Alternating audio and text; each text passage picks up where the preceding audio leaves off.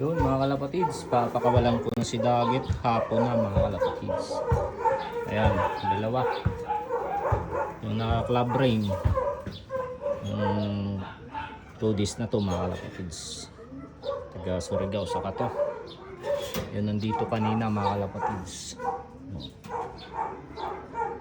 Nakakain naman to, napainom ko na ng tubig mga kalapatids. Saka yun yung isaw. Dalawa. Isabay ko na mga kalapatids. Unahin ko muna to.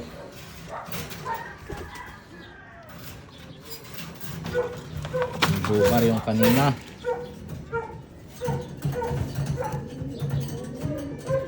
Op, op.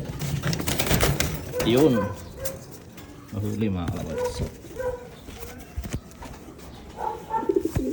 Itong kaninang tanghali pumasok mga kalapatids.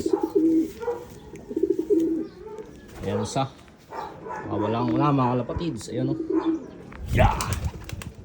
Yun, diretso na mga kalapatids. Itong susunod.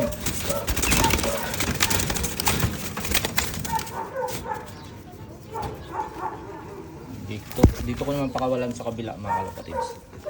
Ayan yung ring nya o. Naka SDR sa mga kalapatids. Taga Surigao. Ilap mga kalapatids. Ayan sa dito natin pakawalan sa kabila. Sana makauwi mga kalapatids sa may-ari. Yeah. Putik na yan. Ayaw po umalis mga kalapatids. Dumapo. Ayun na. Umuwi na mga kalapatids. Lumipad. Ayun o. Ayun, sumama na dun sa kay tropa mga ibon. Ayun na. Ay, nakalimutan ko lagyan ng love letter mga kalapatids. Ayun, gustong lumabas eh.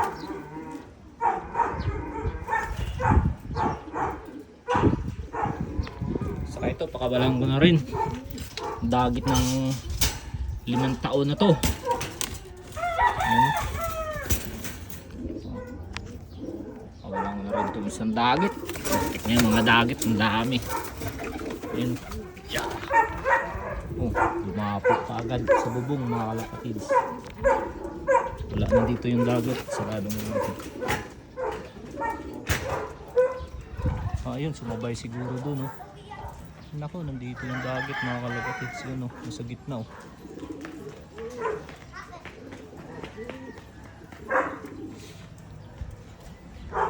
Tatlo, pinakawalan ko.